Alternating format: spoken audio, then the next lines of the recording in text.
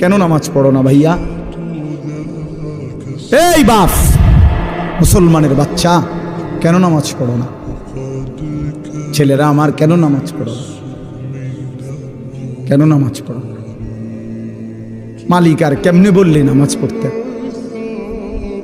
রাসূলুল্লাহ সাল্লাল্লাহু আলাইহি ওয়াসাল্লাম হাসরের ময়দানে জিজ্ঞাসা করবে, উম্মত, পিঠটা তায়েফের পাথরের আঘাতে চাল্লির মতো ছিদ্র বানায় ফেলছিলাম, ক্ষুধার কষ্টে পেটে পাথর বাঁধছিলাম, 3 মাস আমার ঘরের চুলায় আগুন জ্বলে নাই, আমি উম্মত দান দান শহীদ করে রক্তে ভাসে গেছি, 23টা বছর আমি কোনোদিন ঠিক মতো ঘুমাই নাই, এত কাঁদলাম, এত রক্ত ঝরাইলাম, বিনিময়ে তোর কলজাটা নরম করতে পারলাম না,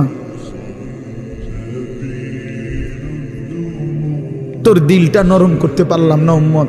আমি আর কত কাঁদলে তুই আমার কথা শুনতা? আমি আর কত রক্ত ঝরাইলে আমি নবীর কথা মনে পড়তো?